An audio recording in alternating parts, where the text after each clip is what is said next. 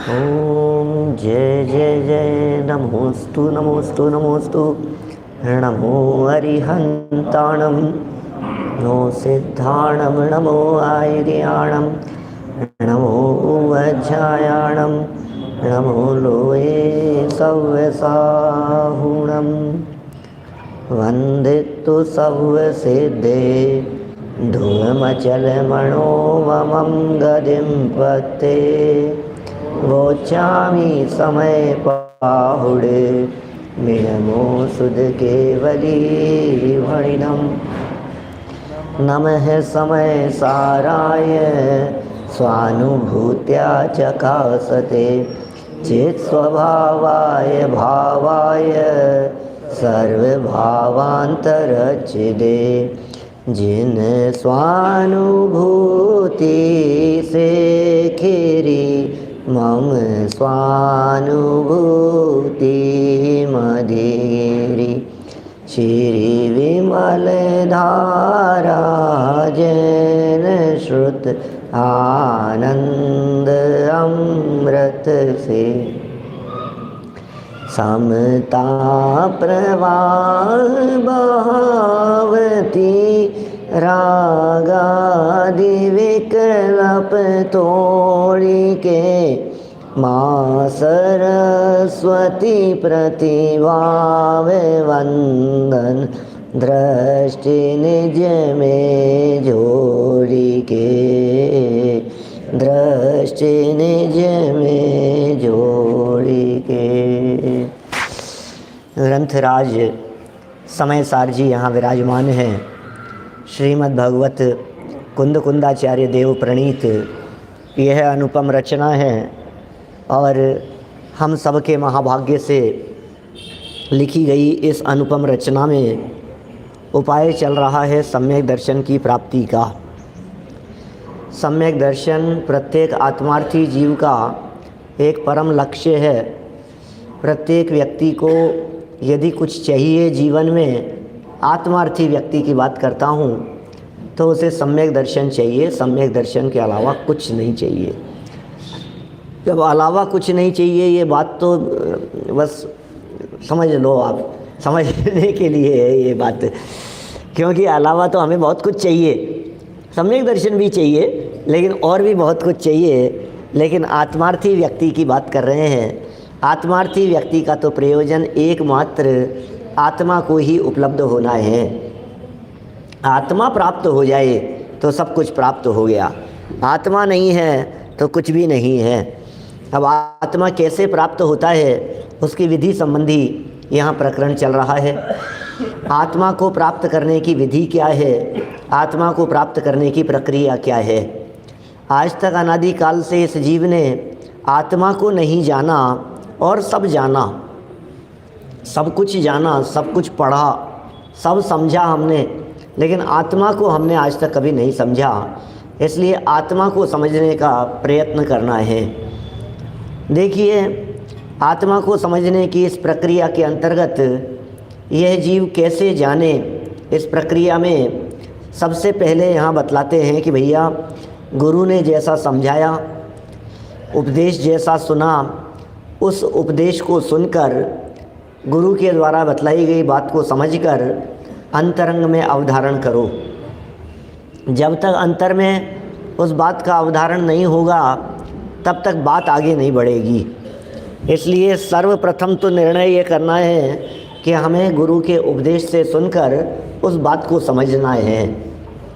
समझने के उपरांत अब जो बात गुरु ने कही थी उसे समझ लिया हमने, समझ तो लिया, अब उसे विकल्पात्मक भूमिका में अपने निर्णय तक ले जाना है। माने जब तक तत्व निर्णय नहीं होगा तब तक ये जीव आत्मा को उपलब्ध नहीं हो सकता। आत्मा की उपलब्धि के लिए तत्व निर्णय भी जरूरी है और तत्व निर्णय के बाद में आत्मानुभूति। तो आत्मा अनुभूति के लिए तत्व निर्णय और तत्व निर्णय के लिए तत्व अभ्यास। यहाँ मोक्ष मार्ग प्रकाशक में जो प्रकरण चल रहा है, इस प्रकरण में पहले तत्व अभ्यास की बात कर रहे हैं। अब देखो इसमें आगे कहते हैं, जो अपना प्रकरण चल रहा है इसी प्रकरण में, कि भैया प्रत्यक्ष अनुभूति करनी है, हमें क्या करें। तो कहा भैया प्रत्यक्ष अनुभूति करने के पहले आत्मा को जानो, हैं, प्रत्यक्ष जानो आत्मा को। और कौन बुद्धिमान ऐसा होगा जो केवली भगवान के समक्ष आत्मा को जानने की बात कहेगा। छद्मस्त व्यक्ति है, और वो छद्मस्त व्यक्ति ऐसा तो नहीं कह सकता कि केवली भगवान के समान हमने आत्मा को जाना है, क्योंकि केवलियों का जानना और छद्मस्त का जानना, इन दोनों जानने में ज़मीन आसमान का फ़र्क है। वो केवल ज्ञानी केवल ज्ञान के माध्यम से जानते हैं, और छद्मस्त जीव मति श्रुत ज्ञान के माध्यम से जानते हैं। केवल ज्ञानी जानते हैं वो अनादि अनंत पर्यायों के समूह स्वरूप आत्मा को जानते हैं, और छद्मस्त जो जानता है वो छद्मस्त प्रकट सामने दिखाई देने वाले स्वरूप को जानता है। छद्मस्त भूत भावीपन को नहीं जान पा रहा है। छद्मस्त माने हम सब जीव, छद्मस्त माने मति श्रुत ज्ञान के धारी। मति श्रुत ज्ञान जिनके मौजूद है वो लोग कैसे जानेंगे। बोले जितना अनुभव में आया उतना जाना, जितना शास्त्रों में बतलाया उतना जाना, पढ़ कर के जाना, सुन कर के जाना, बस यही जाना है हमने, इसके अलावा तो हम कुछ जान नहीं सकते। अब उसी बात को आगे बढ़ाते हुए कहते हैं कि भैया केवल ज्ञानी जो हैं, जो मति श्रुत ज्ञान के माध्यम से जानने की बात यहाँ चल रही थी, मति श्रुत ज्ञान के माध्यम से आत्मा कैसे जाना जाए। प्रकरण ऐसा चल रहा था कि केवल ज्ञानी ने तो आत्मा जान लिया, मति श्रुत ज्ञान के माध्यम से आत्मा कैसा जाना जाए, श्रुत ज्ञान के माध्यम से कैसा जाने। हमें आत्मा को जानना है और श्रुत ज्ञान के माध्यम से जानना है। आत्मा को जानना केवल ज्ञान में तो प्रत्यक्ष होता है, केवल ज्ञान तो सब बातों को जानता है। अब मति श्रुत ज्ञान सब बातों को जान नहीं सकता, तो कैसे जानेंगे। केवल ज्ञानी आत्मा ने केवल ज्ञान से आत्मा को प्रत्यक्ष देखा है बिल्कुल जैसा आत्मा है फिजिकल रूप से वैसा देखा है। और केवल ज्ञानी आत्मा उस केवल ज्ञान से आत्मा को जानते भी हैं। माने केवल ज्ञान से तो आत्मा को प्रत्यक्ष जान लिया, अब मति श्रुत ज्ञान से कैसे जाने। हमारे पास तो मति श्रुत ज्ञान है वर्तमान में, मति श्रुत ज्ञान से आत्मा को जानने की विधि क्या है, उस विधि के संबंध में यहाँ चर्चा करते हुए कह रहे हैं भाई साहब कि मति श्रुत ज्ञान से आत्मा को जानने की प्रक्रिया यह है कि पहले देशना लब्धि के माध्यम से जाना, देशना से जानो। मति श्रुत ज्ञान तो देशना पूर्वक कार्यकारी होगा, तो देशना से जाना। अदेशना से जान करके गुरु मुख से सुनकर या परमागम में पढ़कर, या तो परमागम में पढ़ा या गुरु के मुख से सुना।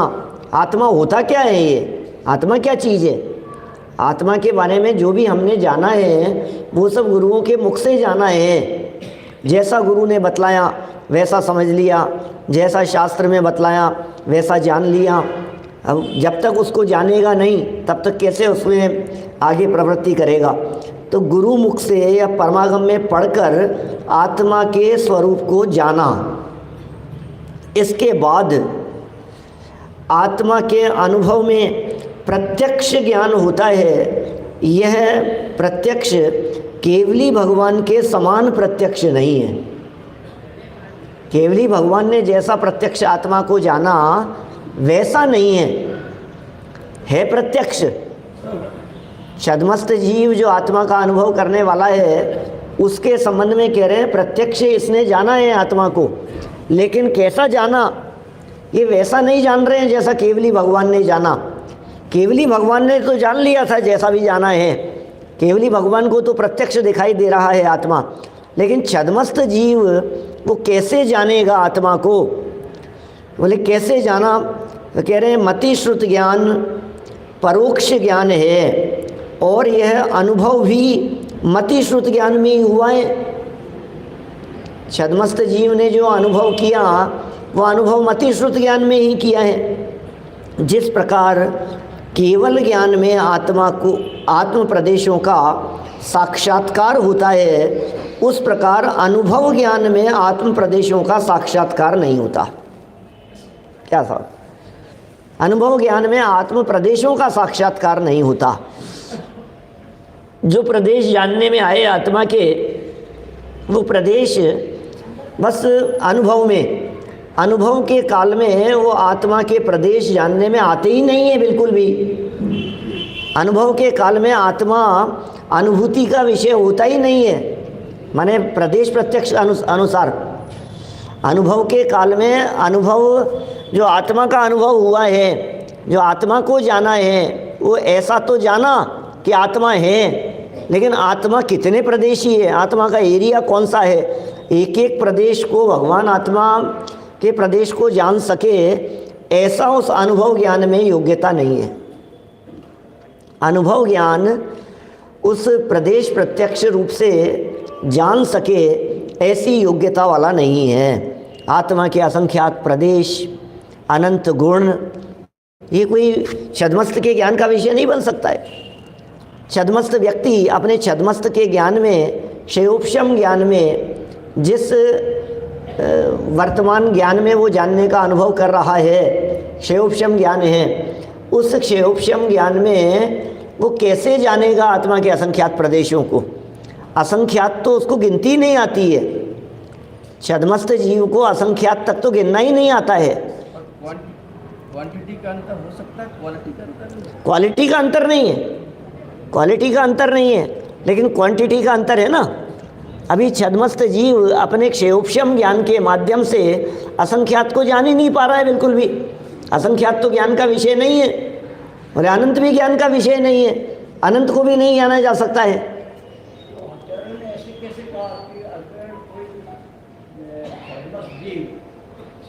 ज्ञान से अगर ज्ञान से अपना आत्मा को जानता, आत्मा को तो जानता है। अरे ये बात यही तो चल रही है कि आत्मा को तो जानता है।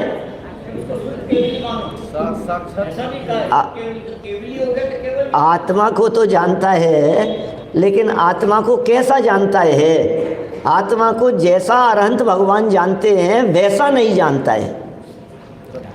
अरहंत भगवान जैसा आत्मा के अनंत गुणों को जानते हैं, जैसे आत्मा के अनंत पर्यायों को जानते हैं, उस प्रकार का नहीं जानता। ऐसा जानना है अरहंत भगवान का। बोले अनंत गुण वाला नहीं जान रहा है, अनंत गुण उसके अनुभव में नहीं आ रहे हैं, उसके जानने में नहीं आ रहे हैं। फिर असंख्यात प्रदेश, बोले वो भी आत्मा में जानने में नहीं आते। मति श्रुत ज्ञान में तो ये आत्मा, ये गुरु के उपदेश से सुनकर शास्त्रों में पढ़कर जाना जाता है। आत्मा जानने में आ रहा है, इस आत्मा को कैसा जाना? आत्मा को जानने की विधि क्या है? आत्मा को मति श्रुत ज्ञान के माध्यम से जाना गया। अभी आप हम लोग जानेंगे आत्मा को कैसे जानेंगे? बोले मति श्रुत ज्ञान के माध्यम से जानेंगे। श्रुत ज्ञान ही हमारे पास में जानने का माध्यम। श्रुत ज्ञान के अलावा तो हम जान नहीं सकते। तो अब श्रुत ज्ञान से जब हमने जाना तो असंख्यात प्रदेशी आत्मा जाना या अनंत गुण वाला आत्मा जाना? अनंत गुण और असंख्यात प्रदेशी आत्मा को जाना तो सही, लेकिन असंख्यात प्रदेशों को जान करके जाना, क्या असंख्यात गुणों को जान करके, अनंत गुणों को जान करके जाना? बोले वो नहीं है। माने अनंत गुण वाला आत्मा जानने में नहीं आ सकता, आएगा अनंत गुण वाला ही, लेकिन अनंत गुण की अपेक्षा जानने में नहीं आता। ज्ञान दर्शन आदि अनंत गुण ये दृष्टि के विषय में जानने में आ जावे, ऐसा संभव नहीं है। श्रुत ज्ञान प्रदेश का विषय नहीं है। श्रुत ज्ञान में प्रदेश आते ही नहीं है। श्रुत ज्ञान में हमारे मति श्रुत ज्ञान है। वर्तमान श्रुत ज्ञान के माध्यम से हम यदि अपने आत्मा को जानने का प्रयास करेंगे तो वह आत्मा ज्ञान का विषय नहीं है।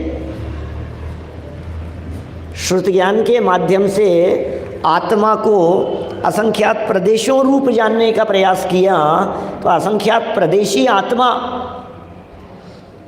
वास्तव में असंख्यात प्रदेशी आत्मा जानने में आया, लेकिन असंख्यात प्रदेश जानने में नहीं आए। क्या ख्याल में आया? असंख्यात प्रदेशी आत्मा जानने में आया, लेकिन असंख्यात प्रदेश जानने में नहीं आए। पिंड रूप जानने में आया आत्मा। अनंत गुण वाला आत्मा जानने में आया, लेकिन अनंत गुण जानने में नहीं आए। केवल ज्ञान का विषय है वो, माने केवल ज्ञानी के ज्ञान में ही वो दिव्य ज्ञान जानने में आएगा, वो दिव्य प्रदेश प्रत्यक्ष जानने में आएगा, अनुभव प्रत्यक्ष जानने में आएगा। देखो अनुभव से तो इसने जान लिया है, छद्मस्त जीव ने, ये कह रहे हैं गिने नहीं जा सकते, गिनने में नहीं आते। छद्मस्त जीव जो आत्मा को जानता है वो आत्मा को गिन नहीं सकता, गिनने में नहीं आते वो।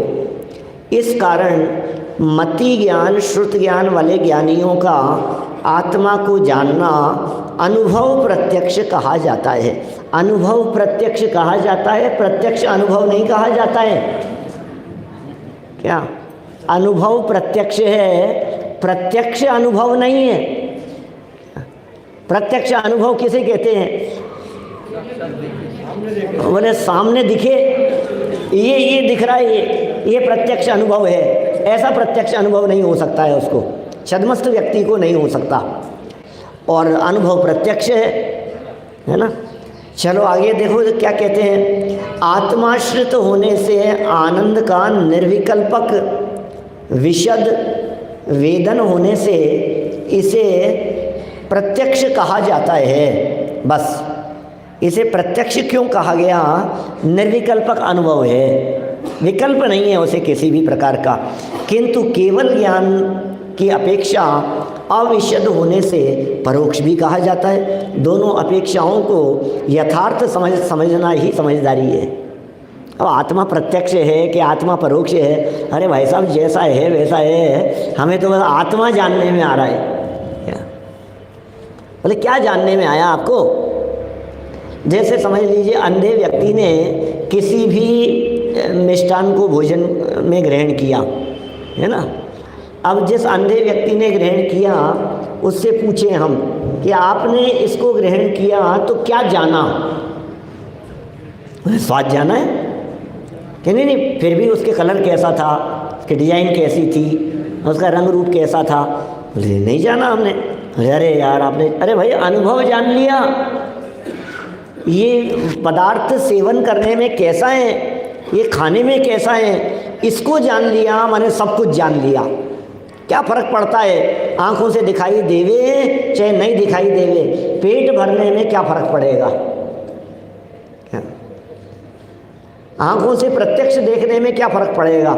माने छद्मस्त जीव के अनुभव करने के लिए ये आधार दे रहे हैं एक प्रकार से। ये ऐसा कह रहे हैं कि छद्मस्त जीव उस आत्मा का अनुभव करे ही करे। कैसे करे उस आत्मा का अनुभव? उस आत्मा का अनुभव करने के लिए उसे प्रेरित कर रहे हैं कि भाई तू कर सकता है आत्मा का अनुभव, तू वैसे ही आत्मा का अनुभव कर सकता है जैसे आत्मा का अनुभव केवल ज्ञानी भगवान करते हैं। छद्मस्त के भी क्या भेद पड़ता है? ज्ञान प्रत्यक्ष और अनुभव प्रत्यक्ष? नहीं, छद्मस्त जीव के भेद नहीं डालना अभी। यहाँ छद्मस्त और केवल ज्ञानी, बस ये दो ही भेदों की चर्चा है। केवल ज्ञानी भगवान ने तो पहले भावशुद्ध ज्ञान में जाना, भावशुद्ध ज्ञान में जाना। ये केवल ज्ञानी जब वे छद्मस्त थे तो जाना था, तो उसको, अरे जब छद्मस्त अवस्था के अंदर जाना गया तो केवल ज्ञानी ने जाना ये थोड़ी ना कहेंगे, मतलब छद्मस्त ने जाना है। ये तो जब हमने दो भेद किए, एक छद्मस्त एक केवल ज्ञानी, तो बोले केवल ज्ञानी ने जाना कि छद्मस्त जीव ने जाना? तो छद्मस्त ने जाना है वैसा केवल ज्ञानी ने नहीं जाना है। जैसा केवल ज्ञानी जानते हैं वैसा छद्मस्त जीव नहीं जानता है। दोनों के जानने में फ़र्क है और दोनों में जानने के फ़र्क को यहाँ समझा रहे हैं। अभी ये इस बात के आधार पर ही, इस बात को ही टीका के आधार पर समझाने का प्रयास कर रहे हैं। टीका में क्या समझा रहे हैं? बोले इस गाथा में से दूसरी गाथा की टीका लिखते हुए, इसी गाथा में से दूसरी गाथा की टीका लिखते हुए आचार्य जयसेन किंच विस्तार है विशेष लिखकर बात को लिखते हैं, या उसका भाव इस प्रकार है। यह उसका भाव व्यक्त करते हैं कि वो किंच विस्तार है कह करके कि भाई इसका कुछ विस्तार करते हैं हम, क्या विस्तार है इसका। यद्यपि केवल ज्ञान की अपेक्षा रागादि विकल्प, समझना ध्यान से, समझना ध्यान से सुनना, केवल ज्ञान की अपेक्षा रागादि विकल्प भाव श्रुत ज्ञान को शुद्ध नय से परोक्ष कहा जाता है। क्या कहा? केवल ज्ञान की अपेक्षा से यदि देखेंगे तो रागादि जितने विकल्प हैं, ये रागादि विकल्प ये भाव श्रुत ज्ञान की अपेक्षा से बोले परोक्ष है। ये केवल ज्ञान से तो प्रत्यक्ष है, और केवल ज्ञान की अपेक्षा यदि भावश्रुत ज्ञान से देखें तो परोक्ष कहा जाता है। तथापि इंद्रिय मनोजनित सविकल्प ज्ञान की अपेक्षा, इंद्रिय मन के द्वारा जाने वाले सविकल्प ज्ञान की अपेक्षा उसे प्रत्यक्ष भी कहा जाता है। क्या कहा? इंद्रियों से हमने प्रत्यक्ष, अरे आपको प्रत्यक्ष देख रहे हैं कि नहीं? हम अरे प्रत्यक्ष देखते हो भाई साहब, आपने कैसे देखा हमारे को? अरे वाह क्या बात करते हो साहब, प्रत्यक्ष देखते हैं। जबकि एक जीव दूसरे जीव का प्रत्यक्ष वेदन कर ही नहीं सकता है, प्रत्यक्ष अनुभव कर ही नहीं सकता है। आप ये कहोगे साहब हमने प्रत्यक्ष जाना, ये जानना संभव ही नहीं है, कैसे जानेगा प्रत्यक्ष? दूसरी बात यह है कि चतुर्थ काल में केवली भगवान क्या आत्मा को हाथ में ग्रहण करके दिखाते हैं? कैसे शब्द दिए ये मूल शब्द हैं आचार्य देव के, जैसे ना आचार्य देव की टीका के मूल शब्द हैं ये। जिन शब्दों में जैसे ना आचार्य देव ने कहा है कि चौथे काल में केवली भगवान क्या आत्मा को हथेली पर रखकर दिखाते हैं? क्या कहना है आपका? स्वरूप तो चेंज होता नहीं है, तो जैसा उन्होंने कहा वैसा अनुभव कर लिया। तो चौथे काल में भगवान को या भगवान आत्मा को भगवान तीर्थंकर परमात्मा समूह शरण के अंदर हाथ पर रख कर के नहीं दिखाते हैं। वहाँ भी इस जीव को अपनी मेहनत से, अपनी पुरुषार्थ से ही जानना पड़ता है, और यहाँ भी वही जानना पड़ता है। तो क्या फ़र्क पड़ गया? वहाँ भी कह कर के समझाते हैं, यहाँ भी कह कर के समझा रहे हैं। वहाँ भी शब्दों में समझाते हैं, यहाँ भी शब्दों में समझा रहे हैं। माने चौथे काल की उपमा दे रहे हैं वर्तमान काल को। वर्तमान काल चौथे काल से किसी भी रूप में कम नहीं है। अरे ये तो वर्तमान में आप जब अनुभव करो उस समय चतुर्थ काल जैसा है। आप वर्तमान में प्रत्यक्ष अनुभव करो, केवल ज्ञानी भगवान की तरह आप वर्तमान में अनुभव कर सकते हो, कोई फर्क नहीं है। केवल ज्ञानी भगवान ने जैसा बतलाया वैसा अनुभव करने के लिए बोले नहीं साहब केवल ज्ञान होगा तो आत्मा को जानूंगा। पहले एक काम कर रहा हूँ, मैं पहले केवल ज्ञान करने का प्रयास कर रहा हूँ। जब केवल ज्ञान हो जाएगा तो फिर मैं देख लूँगा, फिर आत्मा का अनुभव भी कर लेंगे फिर, है ना। अरे जब केवल ज्ञान हो गया तो आत्मा का अनुभव फिर क्या करेगा? होगा ही नहीं। केवल ज्ञान पहले प्रकट हो जावे ऐसा तीन काल में संभव नहीं है। पहले आत्मा का अनुभव, छद्मस्त दशा में आत्मा का अनुभव, क्षेयोपशम ज्ञान में आत्मा का अनुभव, ये आत्मा का अनुभव वर्तमान में करे तो फिर केवल ज्ञान प्रकट हो सकेगा। कैसी गजब की बात कहते हैं यहाँ, बिल्कुल स्पष्ट शब्दों में कह दिया है इन्होंने। चतुर्थ काल में लोग इस तरह का रोना रोते रहते हैं। लोग कहते हैं अरे साहब वर्तमान में तो पंचम काल चल रहा है, इस पंचम काल में तो आत्मा का अनुभव हो नहीं सकता। आत्मा का अनुभव कैसे होगा पंचम काल में? पंचम काल चल रहा है तो पंचम काल के अंदर तो रुलता ही रहेगा, बस रोता ही रहेगा। पंचम काल में क्या करेगा? पंचम काल में आत्मा का अनुभव नहीं कर सकता है। पंचम काल में तो भैया रो लो और थोड़ा सा और रो ले। क्या करें, रोने के लिए ही तो आया है पंचम काल। आप तो हंस रहे हो हैं? चार समवाय को उड़ा दिया। स्वभाव पुरुषार्थ निमित्त होनहार काल लब्धि इन 5 में से एक समवाय को उड़ा दिया, 4 समवाय को उड़ा दिया भाई साहब। ये कितनी गजब की बात कहते हैं। ये कह रहे हैं कि यदि आपको आत्म अनुभव करना है तो इस काल में भी अनुभव किया जा सकता है। जो लोग इस चौथे काल के आधार पर इस पंचम काल में आत्मा का अनुभव नहीं होता ऐसा कहते हैं, वो लोग आत्मा का तिरस्कार करते हैं, आत्मा को स्वीकार नहीं कर रहे हैं। वो लोग जो आत्मा को स्वीकार नहीं कर रहे हैं उन्हें आत्मा कैसे उपलब्ध होगा, कैसे आत्मा अनुभव में आएगा? जैसे आत्मा अनुभव में नहीं आ सकता है। इस जीव को आत्मा अनुभव में आया, इसका मतलब ये है कि इस जीव ने वर्तमान में उस आत्म तत्व का अनुभव किया। देखो कितना सुंदर लिखा है यहाँ। दूसरी बात यह है कि चतुर्थ काल में केवली भगवान क्या आत्मा को हाथ में ग्रहण करके दिखाते, वे भी दिव्य ध्वनि के द्वारा कहकर ही जाते। केवली भगवान बैठे हैं साहब, सामने केवली भगवान बैठे हैं, केवली भगवान समझा रहे हैं, आत्मा का स्वरूप समझा रहे हैं, और हमने केवली भगवान से साक्षात समझ करके आत्मा को जाना है, आत्मा का अनुभव किया है। हमने सामने किसी भी व्यक्ति ने कह दिया, कुछ भी कह दिया, इससे आत्मा का अनुभव नहीं किया है हमने। साक्षात केवली भगवान ने करे, तो केवली भगवान ने तुझे क्या बतलाया था ये तो बता। केवली भगवान ने तुझे आत्मा के स्वरूप को ही तो बतलाया था, और आत्मा के स्वरूप को बतलाया था। क्या उस समय तूने आत्मा को प्रत्यक्ष देखा था? बोले प्रत्यक्ष तो नहीं देखा। तो बोले क्या किया था तूने? उनकी बात को सुनकर हमने अनुभव से प्रमाणित कर उसका वेदन किया था।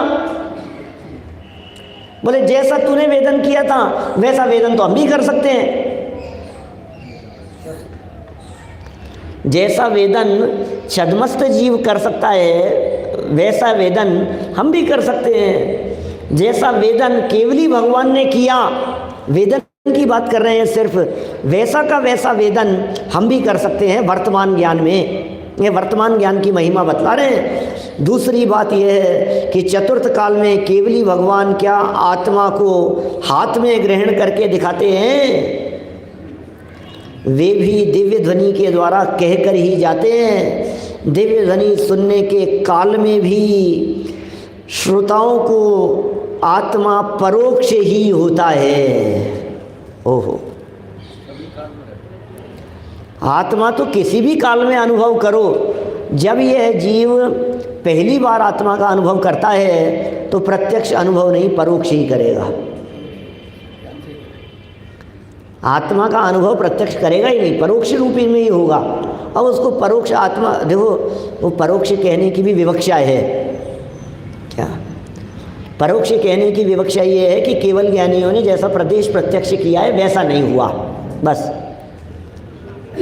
और वास्तव में देखा जाए तो प्रत्यक्ष अनुभव प्रत्यक्ष ही होता है, अनुभव में परोक्ष बने का काम ही नहीं होता।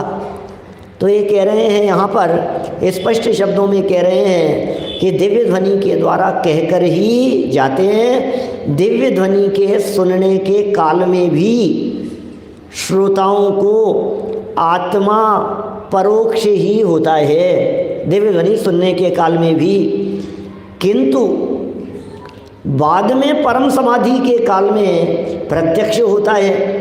इस प्रकार वर्तमान काल में भी समझना चाहिए।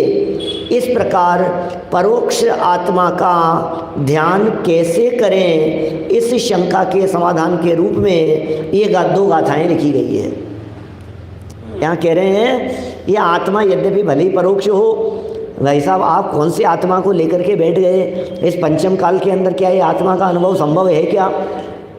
इस पंचम काल में आत्मा का अनुभव ही नहीं है, आत्मा का अनुभव होता ही नहीं है। ऐसा बताने वाले लोगों के खिलाफ ये गाथाएं प्रमाण स्वरूप है।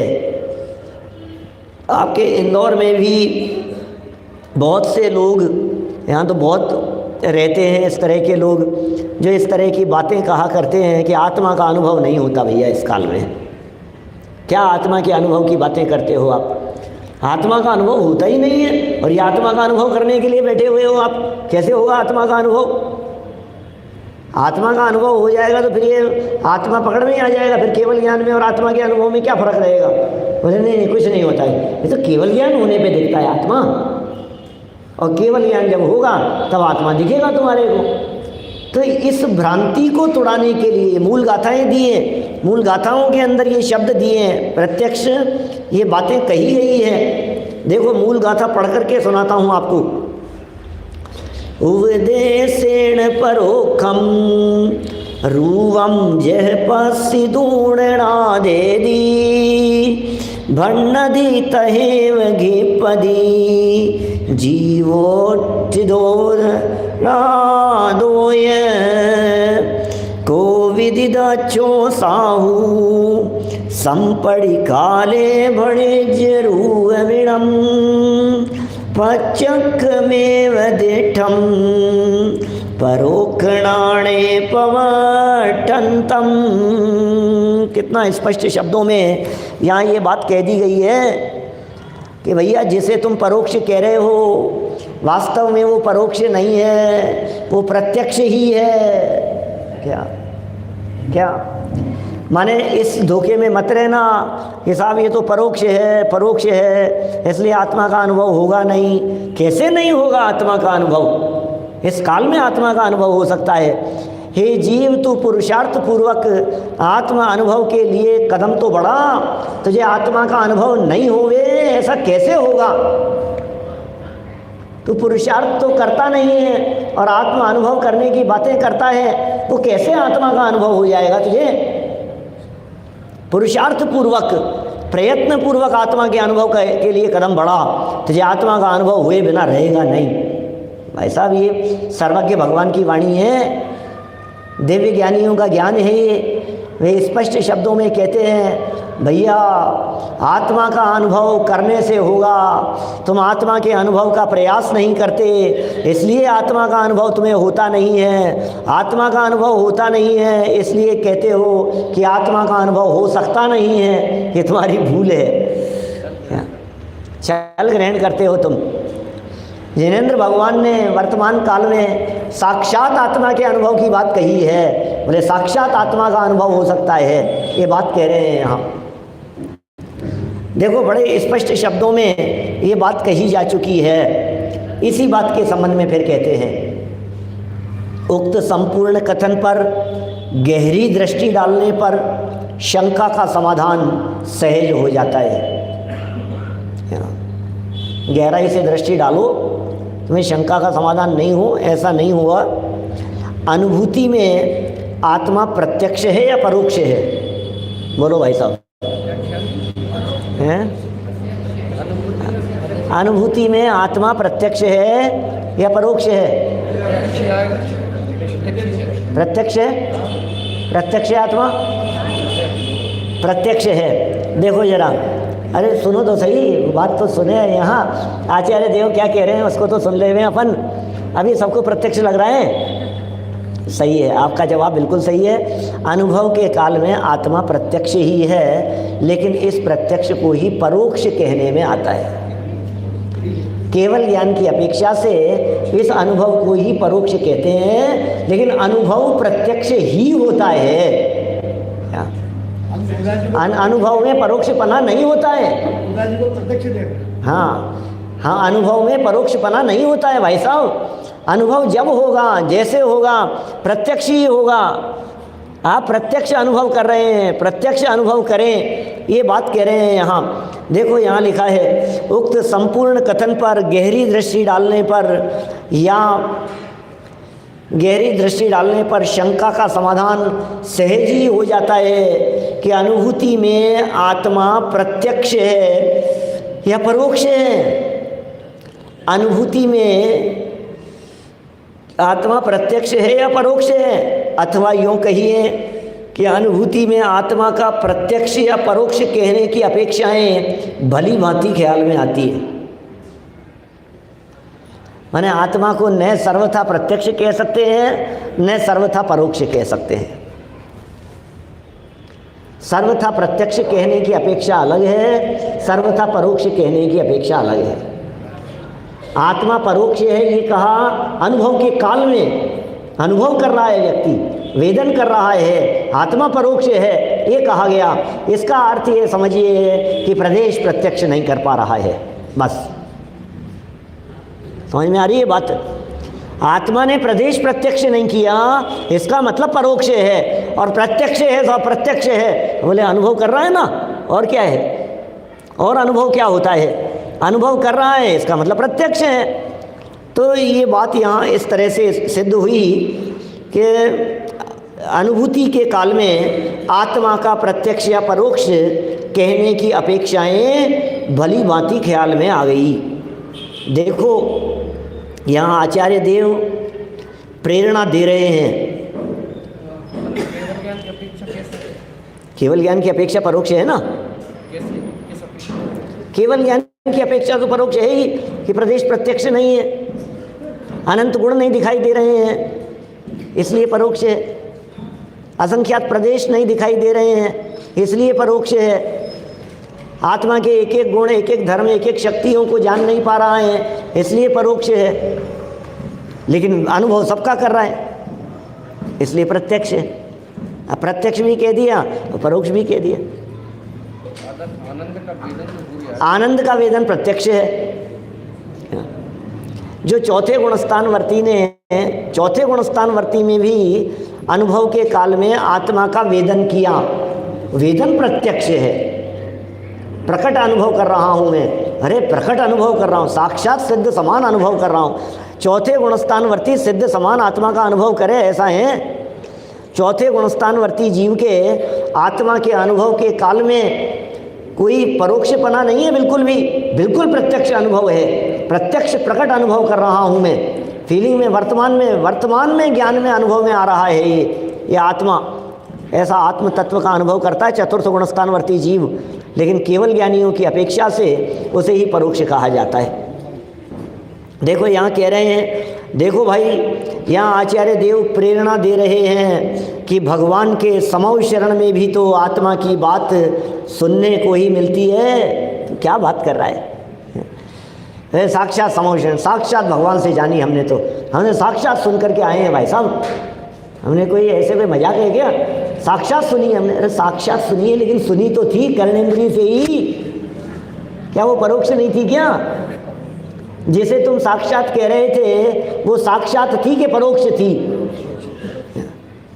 जैसे तुम साक्षात कह रहे थे वो साक्षात भी इंद्रिय के माध्यम से थी या नहीं थी?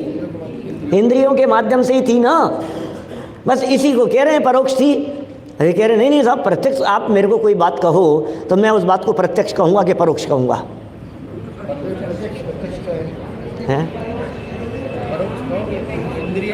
इसमें उलझन क्यों हो रही है? इंद्रिय अपेक्षा परोक्ष है, और सामने देखा, अरे प्रत्यक्ष सुना है मैंने, क्या बात कर रहे हो आप? मैंने प्रत्यक्ष देखा है भाई साहब, मैंने इनको प्रत्यक्ष देखा है। आपने उनको देखा है? नहीं, प्रत्यक्ष देखा है मैंने। अरे टीवी में देखने को भी ऐसा समझता नहीं है कि मैंने परोक्ष देखा है। नरेंद्र मोदी जी को देखा कि नहीं आपने? क्या बात करते हो यार, नरेंद्र मोदी जी को जानते हो? अभी तो आए नहीं आपके यहाँ इंदौर में, कल आएंगे? आ जाएंगे? आज आएंगे कि आ गए? कल सुबह आएंगे? बोलो आप, बोलो आपने देखा कि नहीं प्रत्यक्ष? क्या? अच्छा नरेंद्र मोदी जी आपके सामने आ जाए तो आप उन्हें देख करके पहचानोगे या नहीं? कैसे पहचान लोगे? आपने कभी देखा ही नहीं उनको, हैं? देखा है कि नहीं?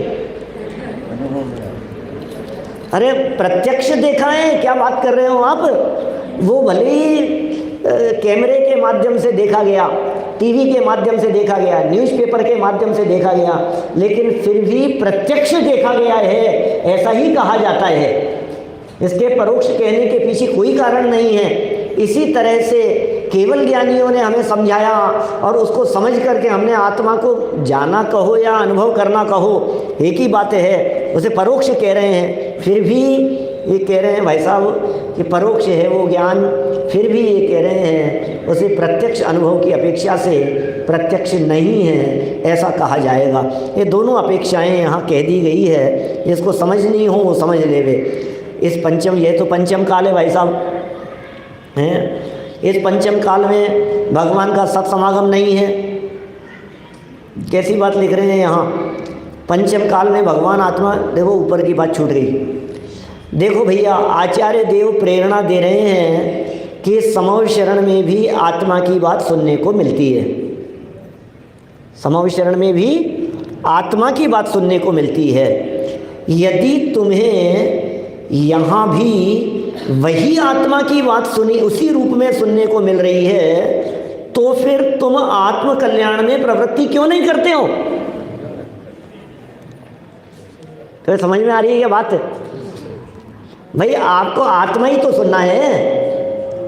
अब आप ये क्यों भेद डालते हो कि ये जो कहने वाले थे ये तो प्रत्यक्ष अनुभवी थे, ये तो केवल ज्ञानी थे। कहाँ छद्मस्त की बात, कहाँ केवल ज्ञानियों की बात, दोनों की बातों में तो जमीन आसमान का अंतर है। केवल ज्ञानी जो कह रहा है वो अलग है, छद्मस्त, अरे अलग कुछ नहीं है, कोई फर्क नहीं है यहाँ। केवल ज्ञानी ने जो बात कही है वही बात छद्मस्त व्यक्ति के द्वारा कही गई है, रंच मात्र उसमें फर्क नहीं है। आत्मा अनुभव की कैसी बातें हैं भाई साहब, ये गुत्थियाँ सुलझ जावे, निहाल हो जाए ये जीव। हमारे को भी ये अनुभव हो सकता है वर्तमान में, हमें क्यों नहीं होगा अनुभव? हमें अनुभव है। ये पंचम काल में भगवान सत्समागम नहीं है भगवान का। ऐसी स्थिति में धर्म कैसे किया जा सकता है? पुरुषार्थहीनता की ऐसी बातें करने से क्या लाभ है? कोई लाभ मिलेगा क्या ऐसी बातें करने से? हमने बहुत बातें कर ली ऐसी पुरुषार्थहीनता की। अरे साहब पंचम काल चल रहा है, काश चौथा काल होता।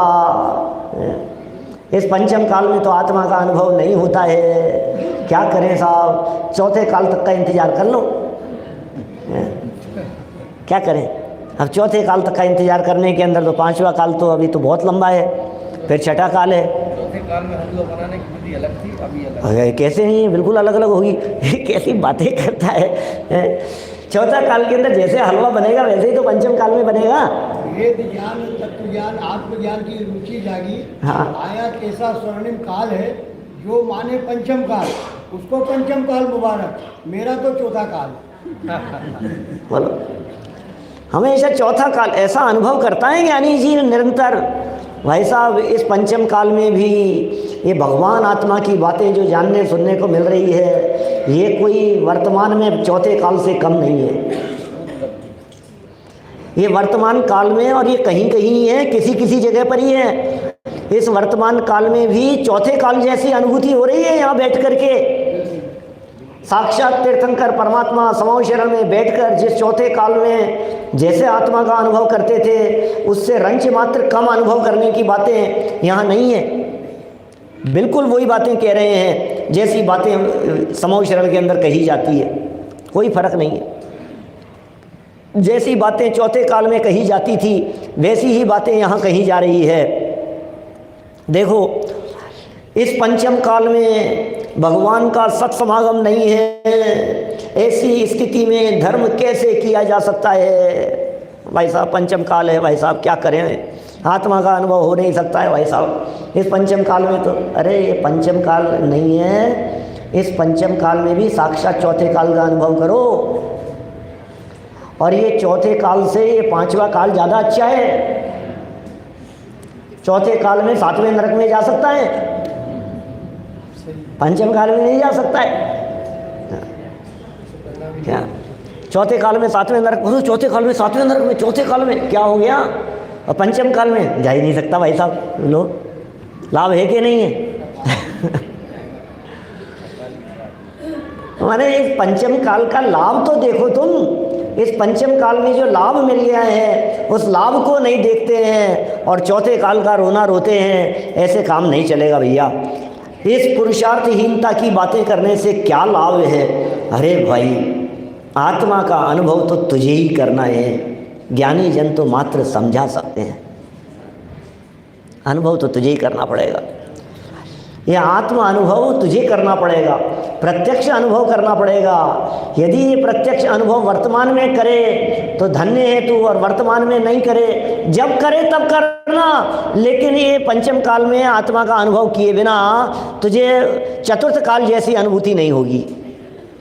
आत्मा अनुभव करे इस पंचम काल में रहता हुआ भी आत्मा अनुभव कर ले वे तो धन्य है जीव। बहुत जीव हैं ऐसे, एक आध जीव की क्या बात करें अपन। रहस्यपूर्ण चिट्ठी में इस बातों को बहुत खोला है, प्रत्यक्ष अनुभव को, परोक्ष अनुभव को, आत्मा अनुभव को, या आत्मा का अनुभव वेदन कैसे होता है, प्रत्यक्ष अनुभूति कैसे होती है, इन सब बातों को इतना अच्छे ढंग से खोल दिया है कि वो छोड़ करके और कुछ रहा ही नहीं। अब कुछ बात जैसे समझना हो समझ लो भैया, ये समझने का काल है। काल में मानते हैं विरोधी आत्मानुभव होता था, तो ये तो मानते हैं कि केवल भगवान को आत्मानुभव और केवल भगवान हो सकता है। हाँ, अभी अपनी आत्मा में आत्मानुभव हो सकता है, ये नहीं मानते। अभी अपनी आत्मा में नहीं हो सकता, ये नहीं मानते। भगवान का तो विश्वास है उसको। केवली वो क्या करें, केवली भगवान का विश्वास है, ये कैसे कहें। केवली भगवान को आत्मा, केवली भगवान को आत्मा का विश्वास है, या केवली भगवान ने आत्मा के बारे में कहा है, उस बात का विश्वास नहीं है इसको। सही बात तो ये है, इसको भगवान का विश्वास नहीं है। भगवान ये कह रहे हैं कि किसी भी काल में आत्मा का अनुभव किया जा सकता है, ये विश्वास नहीं है इसको भगवान की बात का। भगवान की बात पर भरोसा नहीं हो रहा है इसको, कुछ भी नहीं अटकता है। न द्रव्य के आधार पर बाधा है, न क्षेत्र के आधार पर, न काल के आधार पर, न भाव के आधार पर, किसी आधार पर इस जीव को कोई बाधक कारण दिखाई देवे, ऐसा होता ही नहीं है। ऐसा नहीं है वर्तमान में आत्मा का अनुभव कर सके ये जीव। देखो जरा क्या बातें कहते हैं यहाँ। अरे भाई, आत्मा का अनुभव तुझे ही करना है, ज्ञानी तो मात्र समझा सकते हैं, सिर्फ समझा सकते हैं, आत्मा का अनुभव तो हमें ही करना पड़ेगा। देखो आगे कहते हैं बात,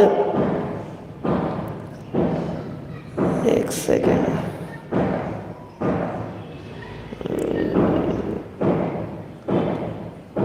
निकल गई इसमें से गाथा। ज्ञानी जीव वर्तमान में भी आत्मा का अनुभव करने की बात कहते हैं। आत्मा का अनुभव वर्तमान काल में ज्ञानी जीव कर सकता है।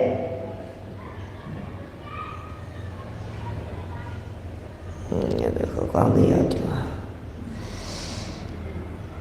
हाँ हाँ हाँ हाँ हाँ, वर्तमान काल में आत्मा का अनुभव किया जा सकता है भाई साहब। एक सेकेंड,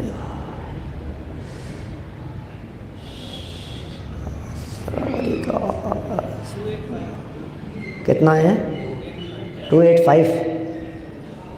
देखो 285 नंबर पेज पर देखो, 285 नहीं है यार, 285 नहीं है, 299 पर आ जाओ। ये देखो 299। अब सुनना जरा बात क्या कहते हैं। यह भगवान, यह अरहंत भगवान भी समव शरण में, अरहंत भगवान भी समव शरण में दिव्य ध्वनि के माध्यम से मात्र समझाते ही। क्या कह रहे हैं? अरहंत भगवान क्या करते हैं बोलो? समझाएंगे ही। अरहंत भगवान, ला भैया तू आत्मा इधर ला, देख देख देख देख देख मैं आत्मा दिखाता हूँ, ये देख ये आत्मा, ये देख ऐसा होता है आत्मा, ऐसे दिखाते हैं आत्मा। अरहंत भगवान कैसे दिखाएंगे? हम समझाएंगे भैया। अब जो समझ ले रहे उसका निहाल हो जाए। ये कह रहे हैं अरहंत भगवान भी समव शरण में दिव्य ध्वनि के माध्यम से मात्र समझाते ही हैं। समव शरण में भी देशना ही प्राप्त होती है, और देशना तो यहाँ भी मिल रही है। तो क्या पढ़ेंगे? यहाँ भी गुरु का उपदेश मिला, वहाँ देव का मिल गया था। अरे मिला तो उपदेश ही था, क्या फर्क है दोनों बातों में? भाई साहब अनुभव तो करना पड़ेगा। देशना ही प्राप्त होती है, देशना तो यहाँ भी मिल रही है। अरे यहाँ क्या मिल रही है? अभी भी मिल रही है, इसी समय मिल रही है। हाँ, हमें उसका लाभ लेकर आत्म कल्याण में प्रवृत्त होना चाहिए। ध्यान रहे, यहाँ ज्ञानी की तुलना अरहंत भगवान की दिव्य ध्वनि से करके भगवान की महिमा घटाई नहीं जा रही है। कोई कोई ये नहीं समझ ले वे। यहाँ हम ये कह रहे हैं भैया चौथे गुणस्थानवर्ती है, समझा रहा है, वहाँ वो समझा रहे हैं तो ये कहेगी लो साहब अपने आप को ज्ञानी, अपने आप को अनंत भगवान से की तुलना में रख रहे हो। नहीं नहीं, ऐसा नहीं है। अनंत भगवान तो अनंत भगवान है, साक्षात भगवान तो भगवान है, लेकिन यहाँ तो सिर्फ हमारे लिए तो परी है ना। हमारे लिए तो चाहे अनंत भगवान समझाए चाहे छद्मस्त ज्ञानी समझाए, दोनों में से कोई भी समझाए, बात तो वही है। वही बात समझाने वाला कोई साधारण व्यक्ति हो, वही बात समझाने वाला कोई विशेष व्यक्ति हो, बात यदि समझ में आ गई तो बात तो वही है। तो कह रहे हैं यहाँ कि हमें उसका लाभ लेकर आत्म कल्याण में प्रवृत्त हो जाना चाहिए। ध्यान रहे, यहाँ ज्ञानी की वाणी की तुलना अरहंत भगवान की दिव्य ध्वनि से करके भगवान की महिमा घटाई नहीं जा रही है, अपितु यह कहा जा रहा है कि ज्ञानियों के वचन भी तो उसी दिव्य ध्वनि का अनुसरण करते हैं। क्या बात तो वही है, ज्ञानियों के वचनों ने भी उसी दिव्य ध्वनि का अनुसरण किया है। यद्यपि दुर्भाग्य से अभी हमें अरहंत भगवान का सत्समागम प्राप्त नहीं है। दुर्भाग्य है हमारा, दुर्भाग्य है हमारा कि हम पंचम काल में जन्मे हैं। दुर्भाग्य है हमारा कि इस पंचम काल में ऐसे अवसर पर, जिस काल में साक्षात केवली नहीं है, जिसमें प्रत्यक्ष ज्ञानी नहीं है, अरहंत भगवान नहीं है, ऐसे काल में हमारा जन्म हुआ है। कोई बात नहीं, अब क्या करो, जन्म को तो बदल नहीं सकते हो, काल को बदल नहीं सकते हो। अब जो है उसी में अपना हित करना है। कह रहे हैं हटाई नहीं जा सकती है। यद्यपि दुर्भाग्य से हमें भगवान का सत्समागम प्राप्त नहीं है, तथापि हमारा इतना सद्भाग्योदय अभी भी है कि हमें उनकी वाणी प्राप्त है।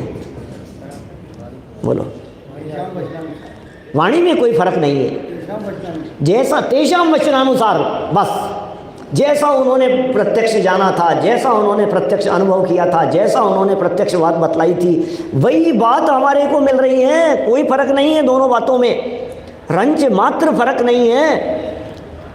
ये कह रहे हैं अभी भी उनकी वाणी का लाभ प्राप्त हो रहा है। इतना सद्भाग्योदय अभी भी हमें है कि उनकी वाणी का लाभ प्राप्त है। जिन वाणी प्राप्त है उसके प्रतिपादक वक्ता भी उपलब्ध हैं। अतः हमें उनका लाभ लेकर आत्म कल्याण में प्रवृत्त होना चाहिए। भाई साहब, यदि इस आत्मज्ञान में प्रवृत्त नहीं होता है तो किसी और का दोष नहीं है, हमारा ही दोष है, किसी और का दोष नहीं है। क्या कहें। इस प्रकार आचार्य जयसेन की तात्पर्य वृत्ति में विशेष रूप से समागत इन दो गाथाओं में यह बताया गया है कि आत्मा पहले गुरुपदेश से सुनकर या परमागम में पढ़कर परोक्ष रूप से जाना जाता है, फिर अनुभूति में प्रत्यक्ष अनुभव किया जाता है। क्या पहले गुरु उपदेश से सुना, उपदेश सुना, भगवान की वाणी में उस बात को जाना, सिर्फ प्रत्यक्ष अनुभव करने के पहले परोक्ष जाना है। जिस व्यक्ति ने परोक्ष नहीं जाना उस व्यक्ति को प्रत्यक्ष अनुभव नहीं हो सकता है। भाई साहब, आत्मा का अनुभव करने के पहले, प्रत्यक्ष अनुभव करने के पहले परोक्ष अनुभव करना ही पड़ेगा। शास्त्र के आधार से, जिनवाणी के आधार से, आगम के आधार से उस बात को परोक्ष रूप से जानना ही पड़ेगा हमारे को कि आत्मा कैसा है, आत्मा को कैसे जाना जाता है। जब हमने प्रत्यक्ष परोक्ष रूप से जाना, शास्त्र के आधार से जाना, जिनवाणी के आधार से जाना, इसके बाद प्रत्यक्ष अनुभव होता है। ये प्रत्यक्ष अनुभव की विधि बतला रहे हैं यहाँ। महाभाग्य से हमको मिले जिन वचन, ये जिनवन की वाणी मिल गई है हमारे को, महाभाग्य से मिल गई है। इस पंचम काल में भी चौथे काल का अनुभव हो सकता है, चौथे काल जैसा अनुभव हो सकता है। साक्षात केवली भगवान ने जैसा अनुभव किया है वैसा अनुभव कर सकता है, वर्तमान में अनुभव कर सकता है। भाई, वर्तमान में अनुभव कर सकता है। वर्तमान में इस दिव्य ज्ञान में वो आत्म तत्व का वेदन अनुभव प्रत्यक्ष रूप से उसी तरह से हो सकता है जिस तरह से केवली भगवान प्रत्यक्ष अनुभव करते हैं। देखो यहाँ लिख दिया है, वो आत्म अनुभव गुरुपदेश से सुनकर या परमागम में पढ़कर परोक्ष रूप से जाना जा सकता है, और फिर अनुभूति में प्रत्यक्ष अनुभव किया जाता है। यद्यपि ये अनुभव केवल ज्ञान के प्रत्यक्ष के समान तो नहीं है, तथापि स्वानुभव प्रत्यक्ष तो है ही। क्या कहा है भैया, ये केवल ज्ञान के प्रत्यक्ष के समान नहीं है, लेकिन अनुभव में प्रत्यक्ष है। यह अनुभव में प्रत्यक्ष किया जा सकता है। भाई साहब, जो अनुभव करे वो जाने इस बात को तो, और जो अनुभव नहीं करे वो व्यक्ति नहीं जाने। ये ऐसी बात है, जो समझ लेगा उसका निहाल हो जाएगा, और जो नहीं समझेगा उसका बेहाल जाएगा। तो इस तरह हम सब इस बात को समझें कि वर्तमान में पंचम काल है, लेकिन पंचम काल होते हुए भी हमारे को एक गुरुदेव श्री की कृपा से वर्तमान में चौथे काल जैसा मिल गया है। ये चौथे काल भी ये हमारे इस यहीं हैं, कौन से नगर में, रामचंद्र नगर में। क्या बाकी इंदौर के इतने नगर में तो सब जगह पर ये पंचम काल ही चल रहा है। क्या हमारे को इस चौथा काल है यहाँ, इसमें अनुभव करो, इसमें आत्म तत्व का अनुभव करो, इसमें वेदन करो। आप जो प्रत्यक्ष बातें मिल गई है, तीर्थंकर परमात्मा की बातें मिल गई है, जो गुरु उपदेश से मिल गई है, सुन करके उन बातों को सुनने समझने का प्रयत्न करो, तो ये वर्तमान में ये पंचम काल नहीं, चौथे काल जैसी अनुभूति होगी। अरे काल कोई भी हो, लेकिन आत्मा का अनुभव ये वर्तमान में किया जा सकता है और वर्तमान में अनुभव करने योग्य है। ऐसी बात यहाँ कही गई है। शेष चर्चा फिर शाम को करें।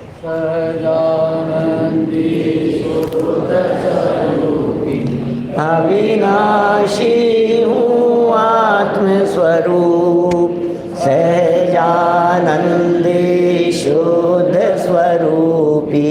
अविनाशी हूँ आत्मस्वरूप।